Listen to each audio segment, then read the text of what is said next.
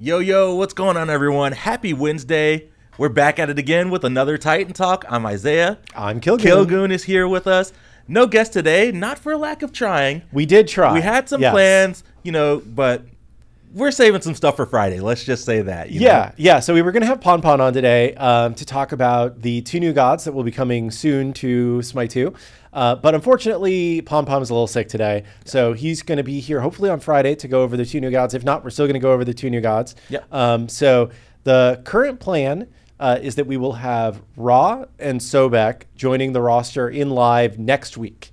And if you are the kind of early adopter, wants to try it, early kind of person, watch our Discord. We should be doing a flash test later today of Ra and Sobek and some other changes. So if you want to spoil yourself and try the flash test later today, keep your eyes on the SMITE Discord.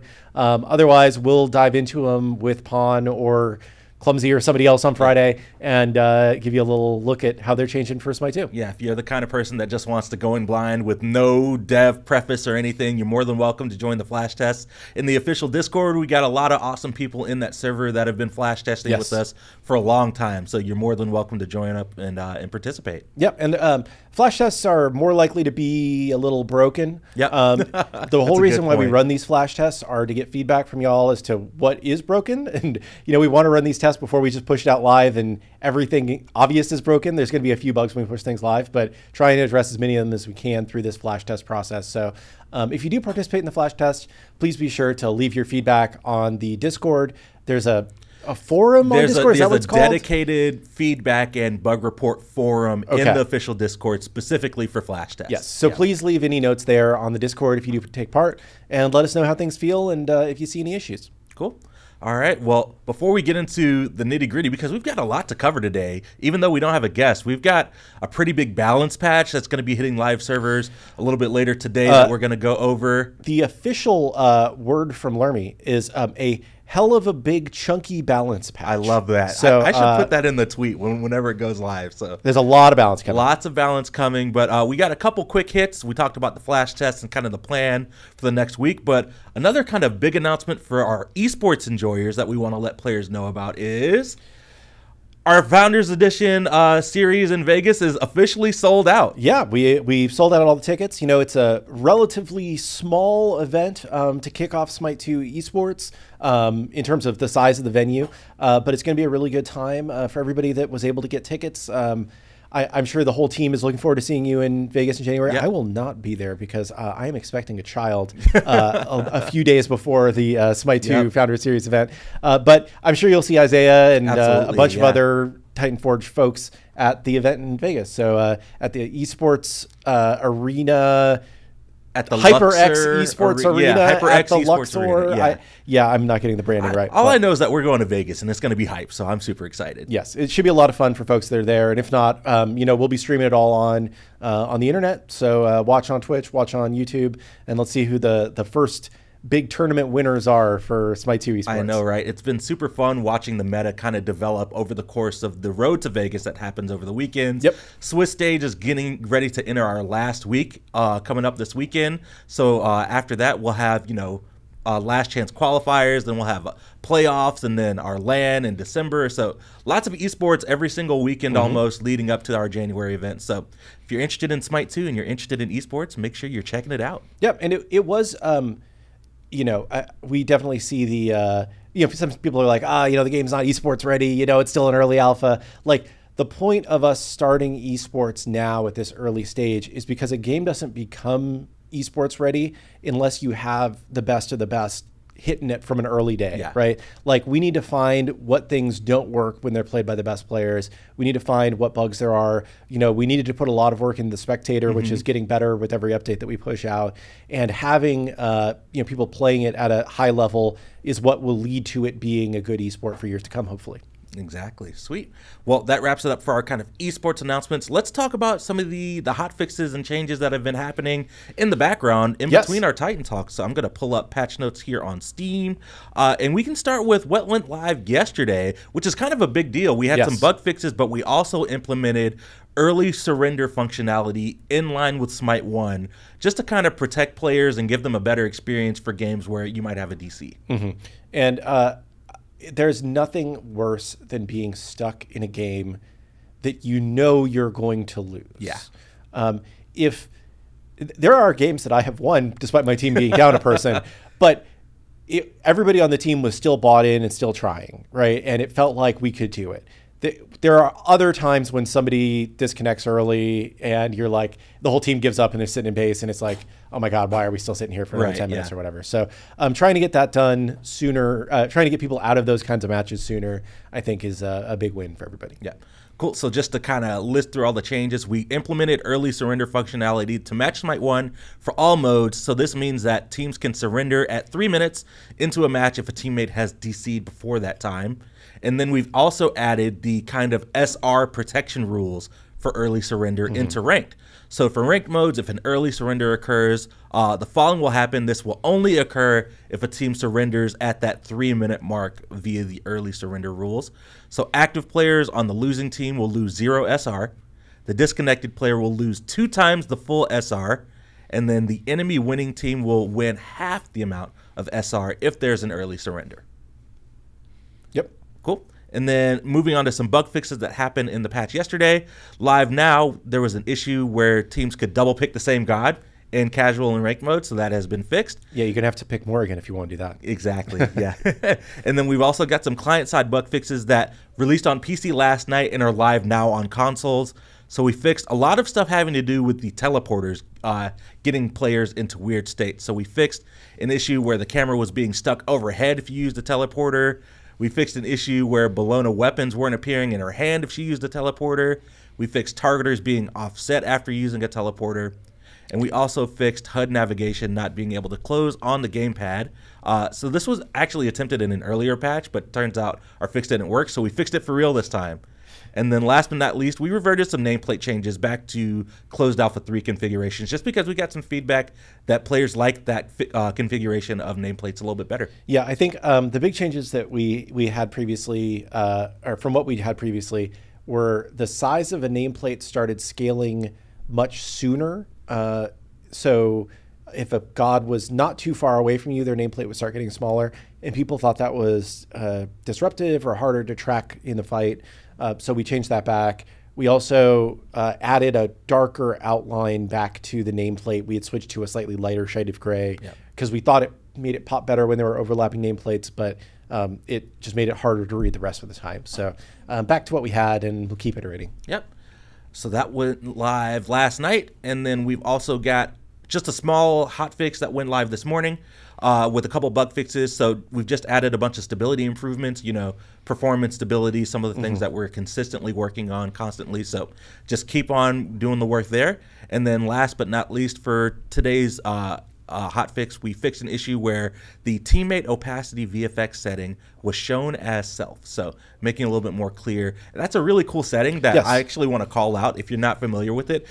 For specifically for players who may be having some performance issues, if you go into your visual settings, there are different levers that you can tweak for your VFX for yourself, your teammates, and enemies, and you can kind of scale those back to make the opacity a little bit lighter to hopefully improve your performance. Yeah, and also just different people want to see different things at different levels, right? So we're trying to give as many options to you as we can so that you can pick it out, right? Whether it's for accessibility reasons or you just, the way you like to play the game, you don't care what any of your teammates are doing and you only want to see what you're doing and the enemies are doing, right? You can make those changes. So cool.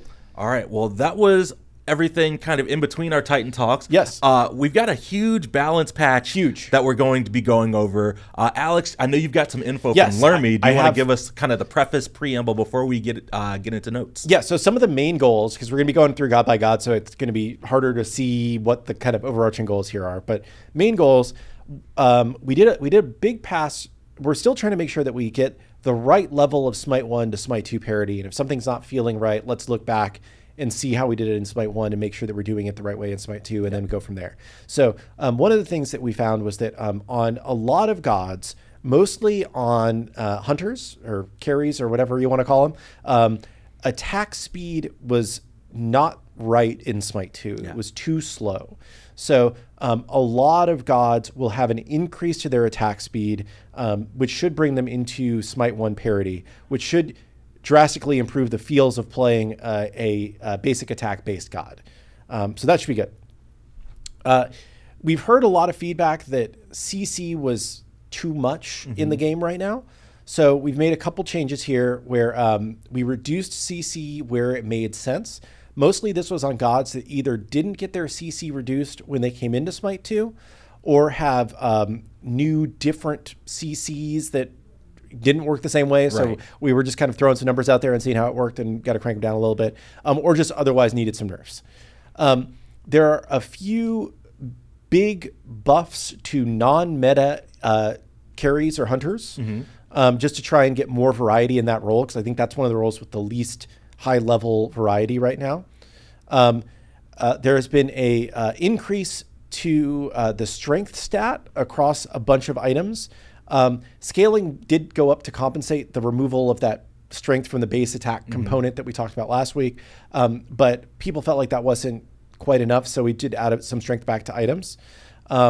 We have nerfed Soul Reaver and Sunder because those have been consistently stated as being the OP things right now that are ruining the game, so we always want to address those. Yep. There have been a bunch of reductions for the cooldowns on active items, so you'll be able to use active items more regularly and feel them more impactful, and a bunch of other stuff. So that's kind of the overarching goals of this. And the Sunder in particular, we'll get to it in a minute. The thing that people have felt is broken about Sunder is the damage that it deals to people, not to objectives. Yeah. So I don't think the objective damage change, we'll talk about it in a second, but it's more addressing that it can burn down individual players really quickly if you stack a few. Right. All right. Well, thanks for the preamble, Alex. Yes. Let's deep dive into notes, shall we? So chat 3, 2, 1, white screen incoming. Flash. Because not quite live on Steam yet, but we'll go through all the notes. We don't have raw yet, but we'll still blind you with I know, our right? All right. So let's talk about gods incoming up first.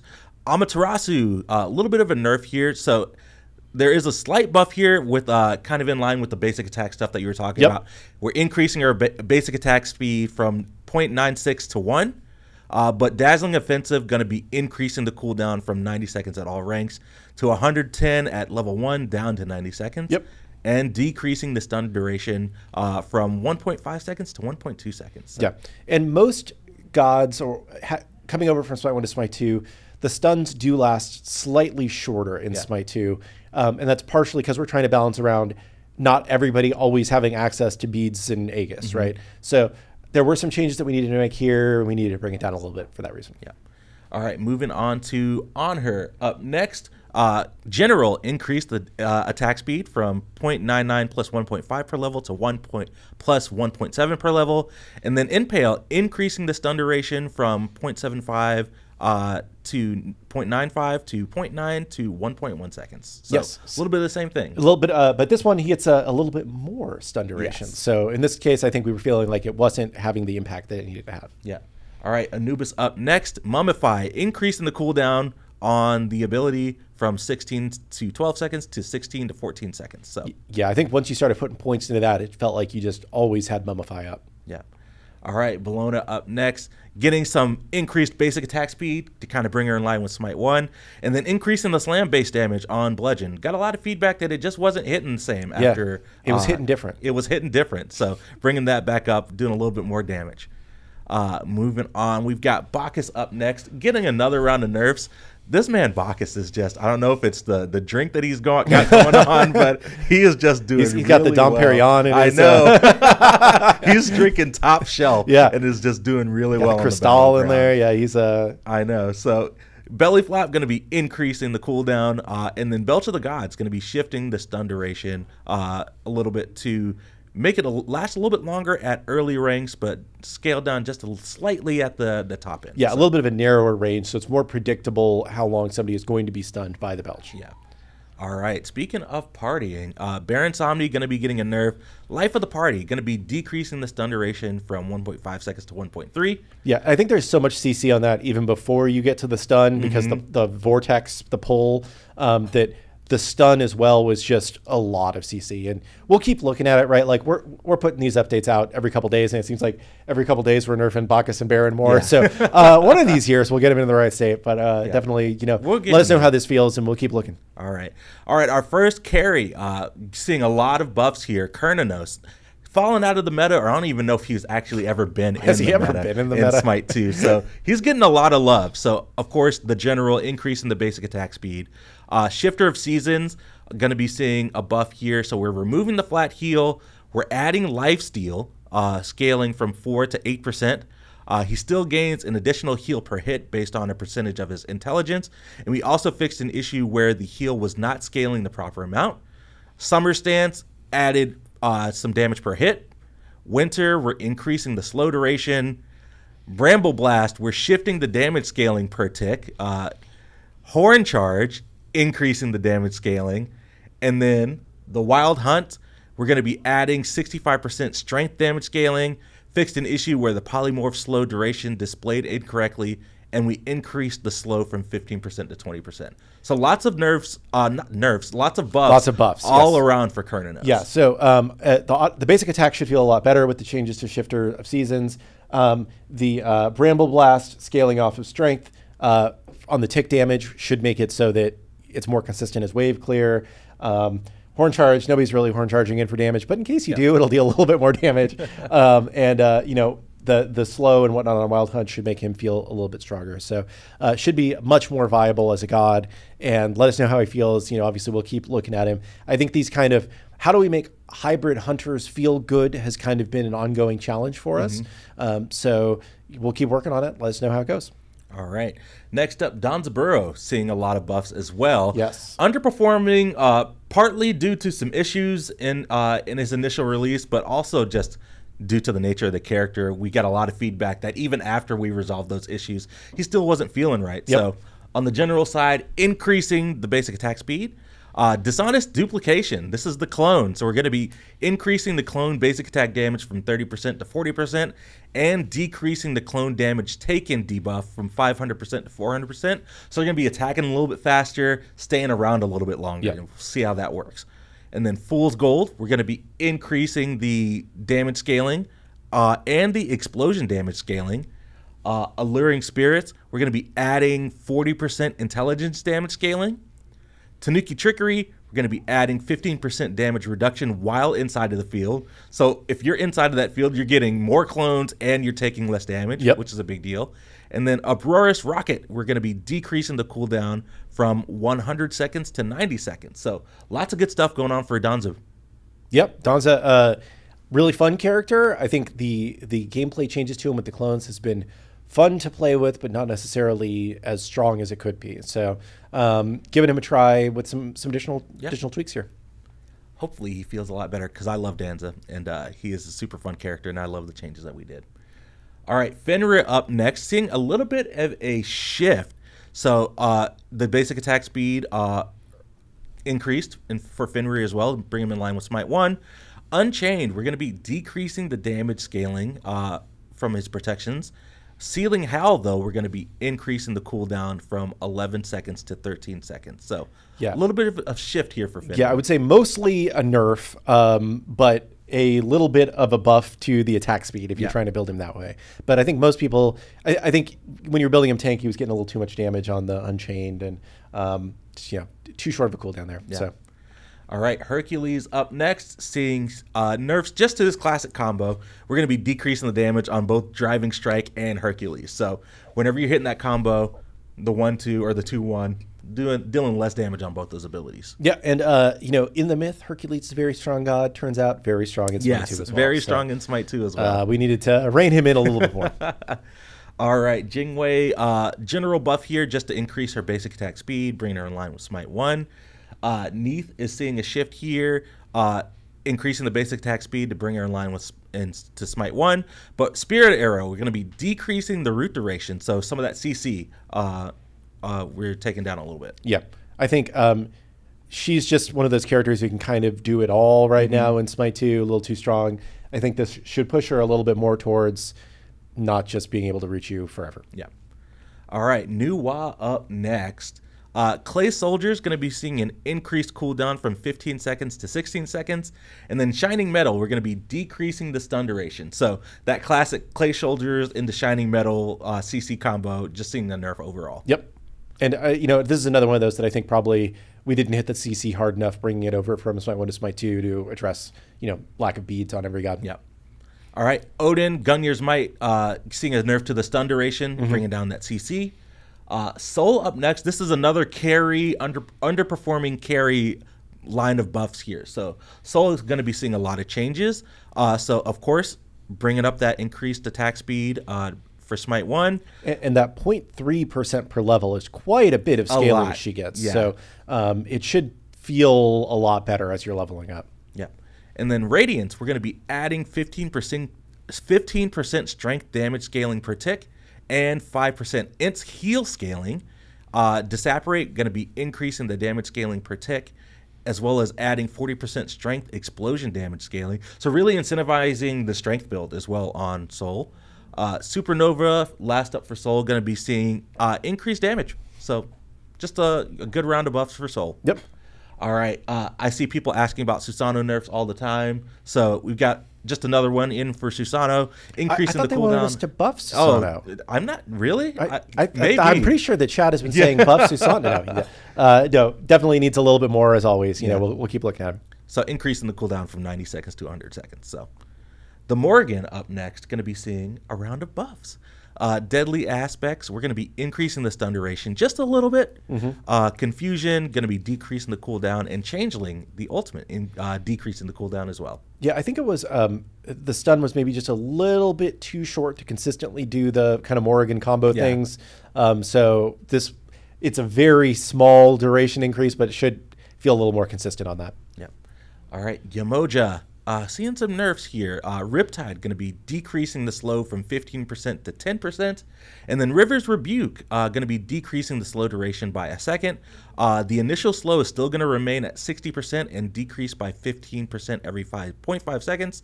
We also fixed an issue where River's Rebuke was applying the Moonstrike buff to enemies. That's not good. So yep, not great. I will say really quick, if you're getting a message logging in that says access denied, user auth restricted, that probably means that the game is down right now to put this patch live. Yes. So if you can't log in, that's probably why, and it should be up in just a few minutes. Yeah, or try just restarting your client. I know sometimes it takes a little bit for that to pick up. Ymir nerf up next. Ice Wall, increasing the cooldown. I love this ability, but definitely super impactful, Yes, and even more so than in SMITE 1 because of the knock-up on it. So, and knock-up is like the best form of CC in the game. So having the wall plus knock-up so consistently was maybe a little too much. Yeah. All right, Zeus buffs. Up next, we've been getting a lot of feedback on Zeus. So getting around here, increasing his basic attack speed, fixing issue on Chain Lightning where the ability was dealing too little damage. Yeah, so that's like a very small line, but my understanding is that it was dealing a lot, not too much damage. It should be dealing the correct amount of damage, which should make him feel a lot better to play. So we know that Zeus has still been not great from players' perspective. Give him a try now with this and let us know how he's feeling. All right, and then last up for Zeus, Lightning Storm, going to be seeing an increased damage. So that's it for gods. Yep. Like you covered, lots of basic attack speed, increases, some nerfs to some god CC, some buffs to underperforming carries. So we should see how things shake up. And then attack speed stuff, like we said, is trying to be in line with SMITE 1. So let us know if something still feels off there. Yeah. All right, let's move on to items. And we have got a lot of items to cover, chat. So we'll go through it. Like we said before, Sundering Arc up first. We're going to be decreasing the damage per level from 5 to 4. Yeah, and that's dealt to gods and not to jungle objectives, right? Soul Reaver up next. Big round of nerfs here for Soul Reaver. Increasing the cost, decreasing the current health damage by 5%, and also decreasing the minimum damage by half. So big round of nerfs for Soul Reaver. We've gotten consistent feedback that this item, you can build it as like the only damage item on a strength character, and it's still the best item in your build. So bringing it down here. All right, Doom Orb seeing a buff here, decreasing the cost. I still like Doom Orb. I build it a lot. It's a good item, but apparently not enough people were building it, so we had to reduce the cost. Yeah. All right, and then Void Shield, we're increasing the strength. So here we're getting to a little bit to our strength items. Void Stone, we're increasing the int. Shifter Shield, going to be getting a buff here. So we added 40 int while over 75% health. And we've increased the mana from 100 to 200. This is just a fix to make sure you're not losing stats whenever you upgrade from the tier 2 to the tier 3. All right, moving on. Pendulum Blade, going to be decreasing the cost here by 150. The Crusher is going to be getting 5 more strength. Heartseekers, as you can kind of see, we're hitting the trend of strength items, specifically jungle strength items as well. Heartseeker increasing the strength by 5. Serrated Edge, we're going to be increasing the passive strength per stack from 7 to 10. Bloodforge, increasing the strength by 5. The Reaper, increasing the strength by 5. Demon Blade, increasing the strength by 5. Kin's Blade by 10, increasing the strength. All right, now we're on to cooldowns. Now we're on to our active item cooldown. So Stampede, going to be decreasing the active cooldown by 30 seconds. And these are pretty substantial. Yeah. Like most of these, I think, are 30 seconds. Maybe all of them are 30 seconds. So you should be getting like these a lot more often. And maybe even, sometimes there are those really long team fights. You might even be able to get them off twice in a team fight. So Stampede, Cersei's Hexstone, you get that Bore more often. Staff of Mirrodin, you've got some, reduced cooldowns or some extra abilities a little bit more often. Scepter of Dominion, which is a super fun item, going to be seeing that a little bit more. And then Jade Scepter is seeing a reduction in 30 seconds as well. So lots of active item cooldowns. Oh, there was one more. Helm of Darkness. It was hiding. Going stealth a little bit more often. Which would make sense as well. That Helm of Darkness would be hiding from us. I know, right? Yes. Yeah, at the very bottom. But that was it. And that's a lot of stuff that's headed to live servers a little bit later today. Yeah, so. Should be a pretty big balance patch. Let us know how things are feeling. We're pretty consistently pushing out additional changes to balance. So if this doesn't feel good or if we don't go far enough, we're going to get back to it soon. It's you don't have to sit with these balance changes for a week or two, right? It'll be a couple days and then we'll put out the next balance patch. Exactly. All right. Well, Alex, anything else that you want to talk about, cover before we get to Q&A? I don't think I have anything else. I've gone through all my notes, and I think we're good. Yeah. I guess just kind of a heads up for chat and people listening. So when I was talking to Kabir earlier today, it looks like we were targeting around 2 p.m. for this patch to hit live servers for all the balance, but it may be going live now. So as soon as the show is over, we wrap up at 2 p.m. I'll double back with the team and see where we're at, and then get out all the info on social media, as well as these full patch notes for y'all to read for yourself as well. Yep. Cool. Awesome. We can start answering some questions here. And I see one that just popped up saying, can we customize our name? You can. So in SMITE 2, by default, we're actually using your platform name. So if you just go into Steam and change your Steam name, then your name will change in SMITE 2. Yeah. Same thing for if you change your Xbox or PlayStation name, it'll update. I don't know if you can do that, I would assume. And then if you're using your linked account name from SMITE 1, I believe you can pay gems to change your SMITE 1 name and it'll update that one in SMITE 2. But I would expect most people will just use they'll just update your name on Steam or whatnot if you want to change it there. Yeah, cool. I saw a question, any plans on adding a support a creator code? We already have that actually in the form of Nexus. So it is a platform that our creators can sign up for. They can build out their own stores. Every creator that you watch on SMITE, that's a part of our creator program, which is a good chunk of people. I think our creator program is at about it's close to 400 people. So they all have access to Nexus and they all have a creator code so where you can buy diamonds and they get a percentage of the revenue from that diamond sale. So definitely if you're watching a creator, it's more than likely they've either got it in their channel as like a command or down like a channel panel underneath their stream where it'll link to the Nexus and their creator code for you to support them. Here's one that we probably should discuss. Why did you decide to change the Norse Pantheon logo? So the eagle-eyed SMITE 2 players may have noticed that the Norse Pantheon logo has changed slightly. The reason why we changed it is because the symbol that we used as the centerpiece of the Norse Pantheon logo for SMITE 1, unfortunately, has been co-opted by some kind of racist, white power kind of groups in modern America, and we did not want to appear as though we are endorsing those groups or supporting them in any way. So we updated it to be a different Norse symbol, which has not been taken by some bad people. So not I hate when we have to change our stuff because of dumb things that other people do. But you know, that was why we made that change. Yep. Let's see here. Thoughts on making Assault true random? Being able to get duplicated gods would make the mode way more appealing. Would it make I it more don't know appealing? about that. Yeah, I don't know. we've struggled with Assault because when it was more of that true random, even though you could only get one god on one team, it felt really bad when one team could get a healer. So we went through so many passes to get the healing rules feeling a little bit more, you know, fair, you know, for both sides whenever a healer is rolled onto either team. Yeah, I'm not sold on being able to get two of the same god on one team. Yeah. As true random, especially if one team gets it and the other team doesn't. Yeah, I don't know. Yeah, I think maybe it would be fun if it was like a one in every so many games you have a chance for just like a crazy random thing to occur, you know, where maybe everybody is the same god or, you know, there's a duplicate every once in a while or something. But I think most games you probably want a diversity of characters in the match. So I saw one that I was going to come back to, but then I was looking at you and I lost it. No, it's okay. I was having fun answering that one. Are we going to get a different sound for ward ping so it doesn't sound like player ping? Yes, we actually have. We've identified there should be 3 different ping sounds. Right now they're all using the same ping.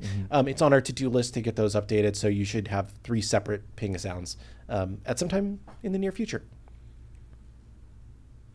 Love the spectator improvements each update. I assume it's not a top priority, but how is replay going? Is the plan to be similar to Smite 1, or will people be able to download/store replays within the game? So it's a little bit more that you can download/store replays within the game. Replays will only work on the current version of the client, though. So once there's an update, all of your replays would stop working. That's just the way that the tech works. But I think the plan is eventually we would like to expose it more towards players where you could have more access to download and watch your replays. Yeah.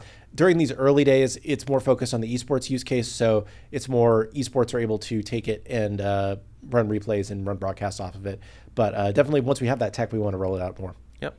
I see someone that they just typed green name tags ? In chat. So that is legacy names. So we added a system in the last update to where players who have linked in Smite 1 via Divine Legacy will get their Smite 1 name displayed in Smite 2.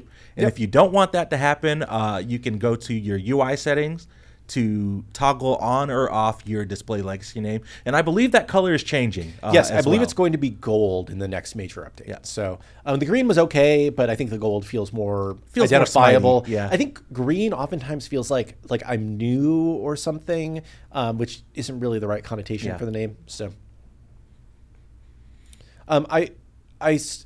I'm going to mention something else, and I don't actually see questions about it, but we are continuing to work on arena balance as well to make sure that scaling isn't quite as crazy as it is right now, where one team can get several levels ahead.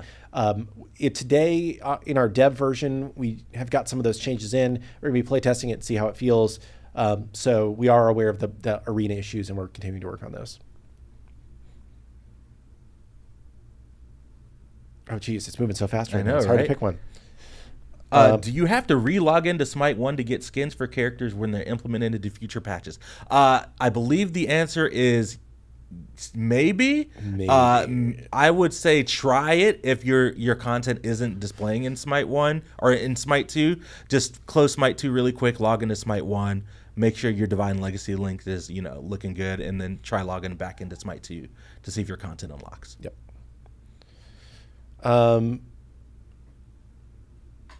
Let's see. Geez, it's moving so fast. It's hard to read. This is it's great though. The more people watching. I know, right? I love it. Yes.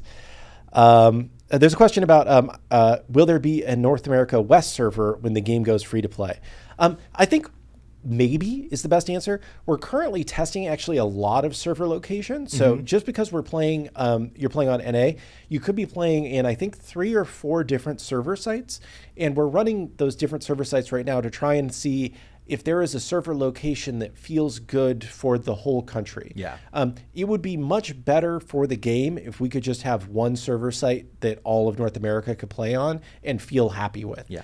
Because anytime you can avoid splitting the player base, it's better for the player base. So that's the goal. I used to live in California before I worked here and played on pretty high ping. So I understand that it can be rough playing on high ping when you're on one of the really far East Coast servers.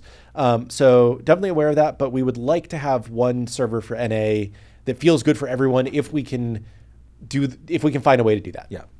I see a question. Is the game going to be released in Asia, Korea, and China in quotation marks? So I know we have Tokyo-based servers already, but I'm not sure if you have any insight on like an actual like full release plan for the East over there. Yeah, so it is available on Steam or on the console storefronts in those regions. Not really in mainland China. Mainland China has a different approval process that we don't plan to go through for SMITE at this point in time. At some point, maybe if the game's a hit, we go through the process. But currently, we do plan to be everywhere except for mainland China, just because that is a different approval process. We don't have like a local distribution partner over there or anything, so it's not, it's something that we're aware of as a region, and the game will be available there. But we aren't going to be on billboards in Korea or anything. Yeah. So let's see here. Are we going to make worshippers easier to get or make the pass seem more smooth? I know that's one of the things that the team has been looking into, specifically the curve from starting an Ascension Pass to finishing it. Yes.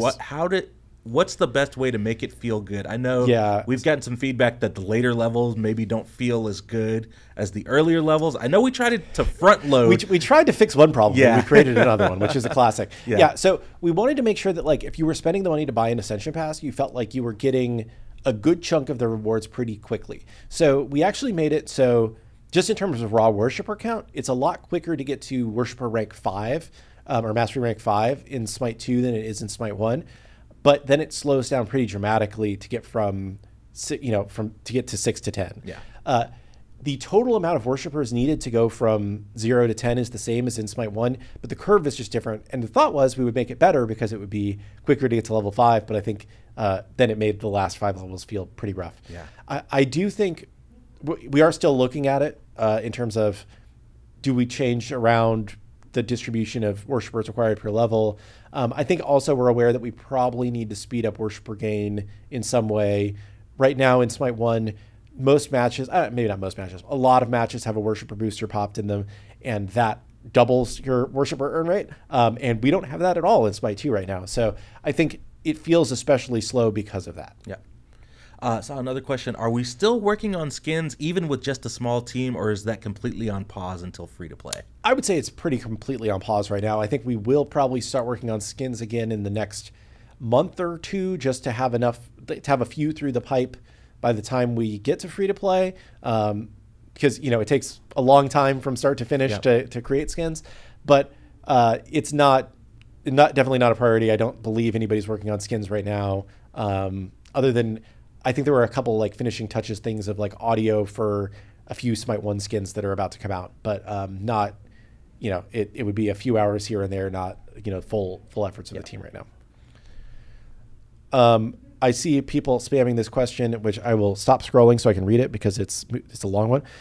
With the wide variety of male Egyptian gods retaining a more animalistic look, such as Anubis and Anhur, and just straight up creatures like Khepri, will there be a bigger focus on the female gods to also be treated similarly? Bastet, for example, looks a lot less like a cat than she did and should. So I think Bastet is not a god that we are... she's not in the first 50. She's not a god that we put a lot of thought into so far.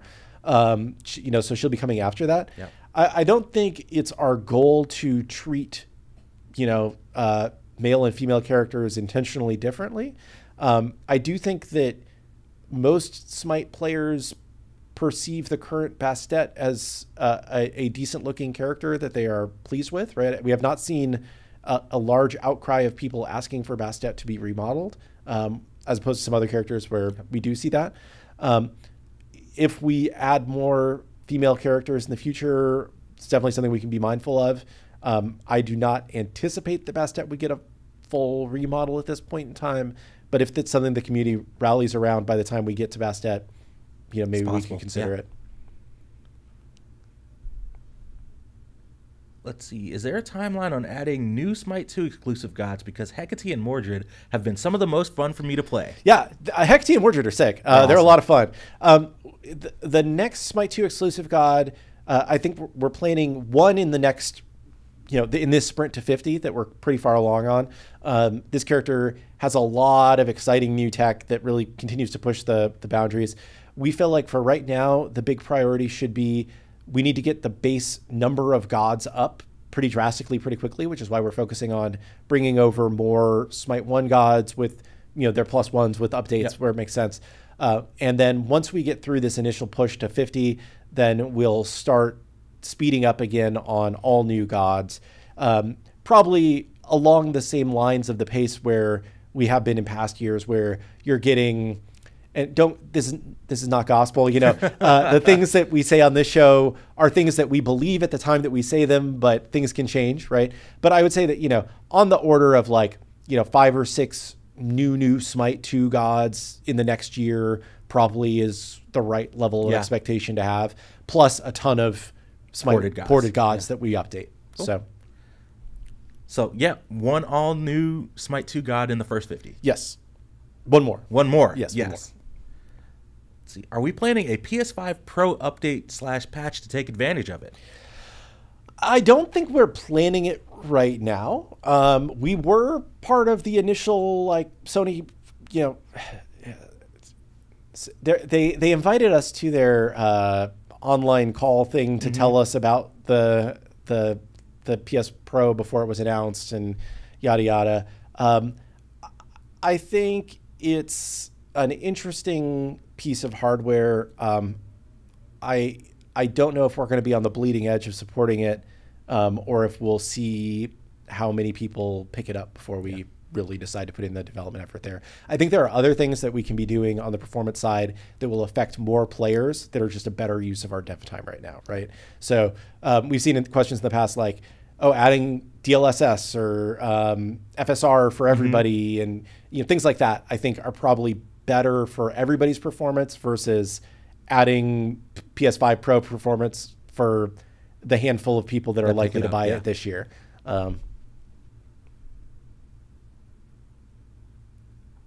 Let's see.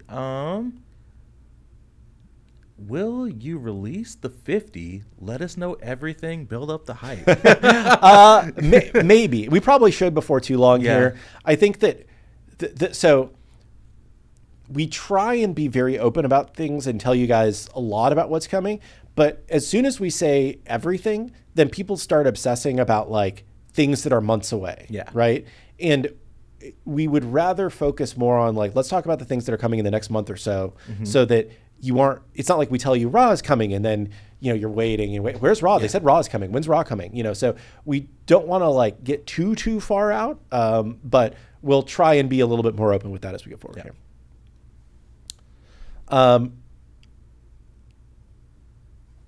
Let's see. There's a question about changing Yamoja's title to Orisha of Rivers.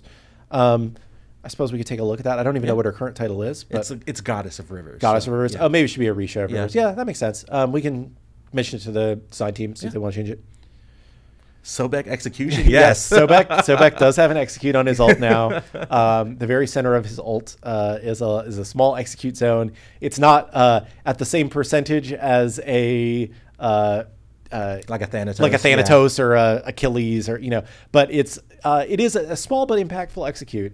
And he's got some other interesting +1s as well. Which, hopefully we'll be going over Sobek in depth, showing them off in game on Friday. Yeah, there's questions about certain articles of clothing that Nemesis may or may not be wearing. We've definitely seen the community discourse around this. I think that the plan is we should have our art director on again soon to show off the concept and talk y'all through it. We are planning some updates to Nemesis. I don't want to get too much into the nitty-gritty of it without giving you something to look at, but yeah. Let's see. Will we be investing in a lore for Smite 2? If so, will you start everything from scratch, or will there be a transition from Smite 1 to Smite 2? I think I would classify the lore as like a nice to have, right? I think that what we've seen through the years is there is a very, very small percentage of players that actually read the lore that we have commissioned about the gods, you know, interacting with each other and fighting. I think that players do like the world, but I think that our game is kind of unique because it's all the gods' lore is just kind of out there. Like, you know who these gods are from their existence in other mythology. And we don't really change the gods very much for Smite, with a couple really rare exceptions, right? Like Mulan had a little bit more of like Smite specific lore to explain her presence. We have definitely had talks about doing more Smite, you know, lore, Smite story, Smite media, that kind of stuff. It's something we're aware that there's a community demand for. But I would say right now the priority is let's get the game really good. And then once the game is really good, we can start rolling out more lore stuff, you know, next year sometime. There's a very weird console bug where shifting between categories in the item store using the D-pad will invert the store. Can definitely pass it along, but I know we're actually working on a fully new console-specific item store. Yeah, so we're working on a new console item store that has the same kind of layout as you're used to from Smite 1, with the offensive, defensive, utility tabs, and then the 5 vertical rows, and you go left and right within those rows. So that should be coming relatively soon. I would say probably not in this next update with Ra and Sobek, but maybe the one after that. It works right now in dev, but it's not pretty yet, so I'm assuming it's not in this patch for that reason. But yeah, definitely coming soon. Is there a link to the patch notes? Not yet. As soon as the show is over, I will do the work to get those patch notes published up on Steam and social media as soon as I get the confirmation that the patch actually launched. So give us just a little bit. Will you be able to use the console store on PC? I believe that if you have a controller plugged in and you are in the split view, it should just be the controller store on PC. I'm not sure if you don't have a controller plugged in and you're in the split view, but that's my understanding.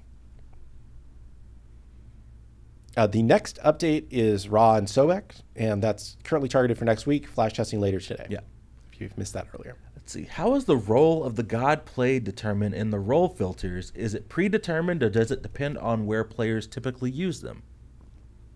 Oh, you mean like when you go to the solo tab, the gods are listed there. Okay, so right now it's designer driven. If there is a god that is not listed in a tab that you think should be listed there, let us know. We can add them pretty easily. I believe right now it is designer driven with a little bit of data as to what gods are doing well in roles, but it's mostly just designer setting flags. So yeah, we can definitely make some changes. Yeah. See a lot of people asking for Drunk Mythology to come back. Thanatos should be in support? No. Thanatos should not be in support. That is very incorrect. Oh, man. But I love the Drunk Mythology videos. Maybe we can look at that at some point in the future, but I know literally everybody on the team is focused on getting ready for free to play. Lots of gods incoming that we need video content to support first. So, there's a question: can we get a symbol clarifying magical or physical on the god picture opposite the corner of level? We do have tags now. Once you like click into a god, you can see if a god is magical or physical. Or in the match lobby, once you kind of mouse over them or D-pad over them, you know, that'll pop up as one of the tags. If you think we need to surface that information more, we could definitely consider that. Let's see here. Ooh, which god was the most difficult to develop in Smite 1? That's a good question. I don't know the answer to that. I know, neither do I. I'm sure somebody from the design team could probably storm in here. They would probably each have their own pick. They probably would, because each god is different in its own way, or difficult in its own way. Like, you know, this is not saying that this god is, as I say these things, this doesn't mean that the god will not come to Smite 2 for a very long time or anything. Right. But like, I know Tiamat was a lot of work because she has just a lot of unique features and a lot of buttons. Clean is another one that comes to mind. Yes, just due the to walls, the nature of her wall, the passives. Yeah. There's a lot of different gods are difficult in different ways. Follow up on the NA West question: will there be a way to show ping and god select? I like to be able to pick my god with ping in mind. That's interesting. Not something we've thought of. I would have to ask the team about that. That's definitely a good question, though. Yeah. Are we getting a stance switcher in the first 50? Yes, we are. Yes. I know we said we aren't going to confirm stuff too far out, but still a ways out. But I would say that just because we get this question very regularly, yep. The stance switcher that is currently on the list for the first 50 is Uller.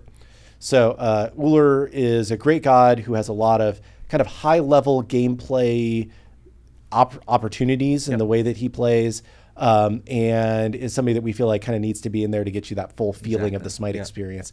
The reason why we don't have multiple stance switchers in the first 50 is that we have to build out the tech to have a stance switcher before we then can have more stance switchers, right?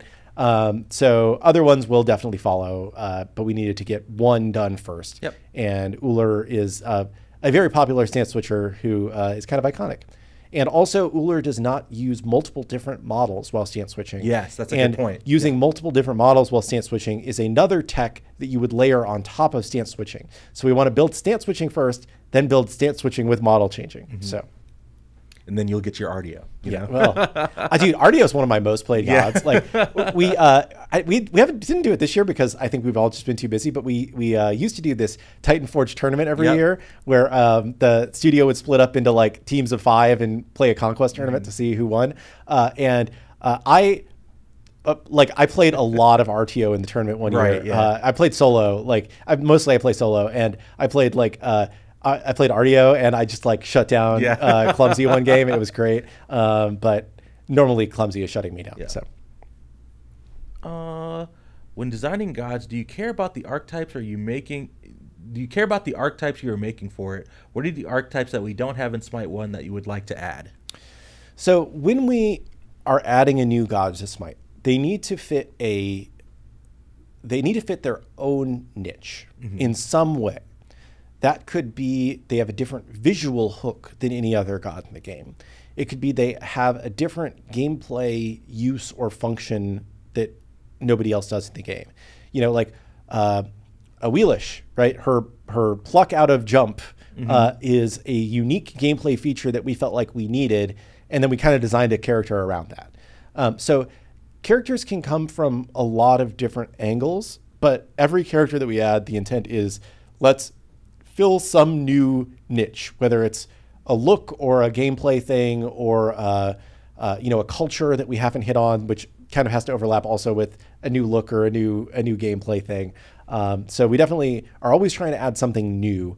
I would say it's less around we don't have a specific archetype, because I think we've touched on pretty much in Smite 1 at least, we've touched on pretty much every archetype that you could possibly have in a MOBA. There maybe are some really niche ones out there that we haven't, but it's usually more specific gameplay functions that we either don't have or we think would be interesting to have a different version of.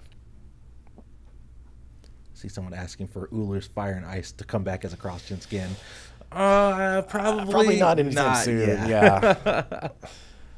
Have you guys thought about making each map be 2 pantheons fighting one another? We definitely thought about that. Yes, I would say it's definitely come up.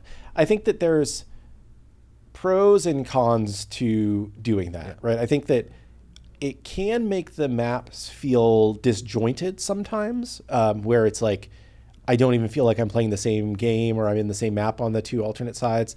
Whereas sometimes it can feel more, order versus chaos. I can tell which side is which, right? I think the other thing is that maybe this is too weird niche, but our sides are called order and chaos, right? Yeah. And do we want to associate a specific pantheon with being order or chaos? Sometimes some conversations that we've had, do you want to say that Japanese mythology is chaos? And it's then does that mean we don't like Japanese mythology, or we feel bad about them or something? Wouldn't really be the case, but it could be perceived poorly. So if we were to do that, we'd probably pick a specific evil aspect of the mythology. There's if it was I can't even think of anybody right now, but Mordred is the bad guy in the Arthurian thing, right? Yeah. It's it'd probably be Mordred Arthurian versus Olorun, right. So something like that. Something like that very clearly, this is the order faction of this pantheon versus the chaos faction of this pantheon. I'm really curious about the decision-making process behind which gods you choose to add first in Smite 2. Is it primarily based on popularity of certain gods, or are there other factors that influence choices such as mythology, balance, or player requests? Yeah, I think it was, at first it was kind of all of the above, right? We definitely prioritize gods that are popular because the thought was we want people that are moving from Smite 1 to Smite 2 to find the gods that they are most likely to play a lot, right? We've said this before, but like Nuwa is the most popular character in Smite 1, right? There was a reason why we wanted to bring her over early, even though some high-level players are like, oh, Nuwa's boring, right? Yeah. So we definitely prioritized popularity a lot.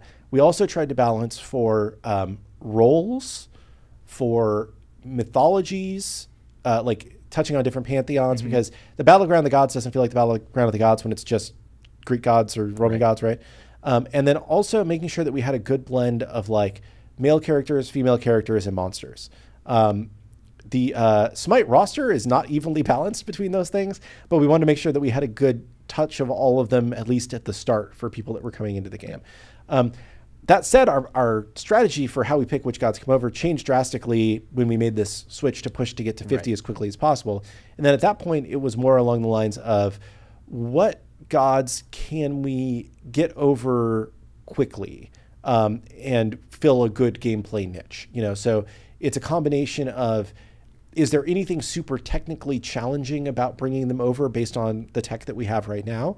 And then also, does this god do something that we need more of in the game, you know? So like Ra is a good example of a god that's pretty technically easy for us to bring over. He doesn't do anything too complicated, but we did update his art. You know, we've done a lot of work to him, but not technically complicated, and it adds a good gameplay niche of that kind of long distance nuker kind of nuker sniper thing. So that's it. Cool.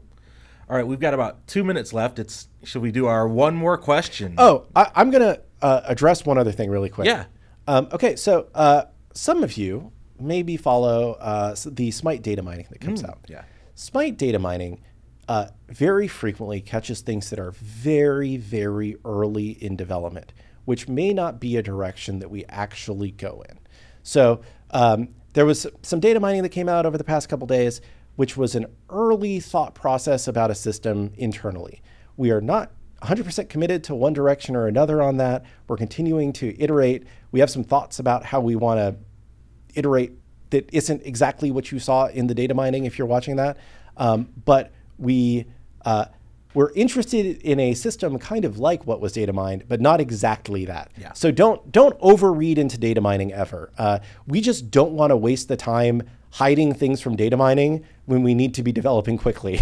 So it's going to find stuff that's like super early, rough temp. Let's just get it in and run it with a playtest internally and see how it feels. And then it accidentally makes it into a data mineable build. So I would just say, don't read too much into it, but you know, think of it more of like, this is what we're thinking about versus this is 100% what we're going to ship in live. Yeah. All right. One more question. Yeah, and I'll pick one too. Sorry, cool, no problem. I just had to. I saw some people talking about that. No, that's good. I was talking with Travis about that earlier, and I was like, I'm going to mention something about that. So, text chat win. Okay, so we have been trying to find the best way to implement text chat, which is not going to open the door to rampant toxicity and you know, racism and you know, people saying they're going to do bad things to other people's mothers, right? So we would like to get that in as soon as possible. We've been exploring a couple different options. We've very recently found what we think is a pretty good path forward that we've been developing internally this week on the kind of trust and safety, you know, text filtering side. Yeah. So once we get that into a better place, then we still have some work to do on getting it actually hooked up to the UI and whatnot. But I would say relatively soon, you know, in the next few months, definitely, we should have text chat in game.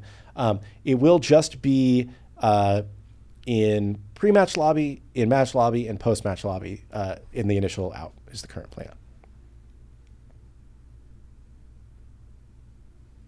Oh, and then I have to pick a question, Yes. don't I? Sorry, I'm just sitting here. I will just say, this is an easy one, but can we get scoreboards viewable from match history? Yes. That is a known thing that we need to get into the game. It's on our to-do list, so you will be able to eventually click on your matches and match history and see the scoreboards. So just something that we're not done yet. And then I will address this random shower thought. Does Baron Samani's snake have a name? I don't know. I don't. We think so. may have named him named on him. the update show where he was revealed in Smite 1, and I just don't remember. We'll have to go back and check the VOD. If Yeah. not, maybe we'll do like a community vote. What's the name of yeah. Baron Samani's? Cool. Well, I guess that's it for today's show. That's it for today's show. Cool. You know, we ran it solo. Hopefully we'll have a guest on Friday. We're going over Ra and Sobek. If you're interested in checking out Ra and Sobek a little bit early, make sure you head over to discord.gg/SmiteGame. Get involved in our flash tests. Some crazy things happen in Raws too. Yeah. So definitely check that out in the flash test. Good stuff for sure. And then we will be double checking to see when that balance patch should be hitting live servers. Hopefully within the next hour or so. But keep an eye out on our social media channels, Steam pages. We should have patch notes posted for you a little bit shortly. But until Friday, chat, thanks so much for hanging out on the latest edition of Titan Talk. I've been Isiah. He's been Killgoon. We will catch you on the next one. Until then, we'll see you on the battleground. Peace.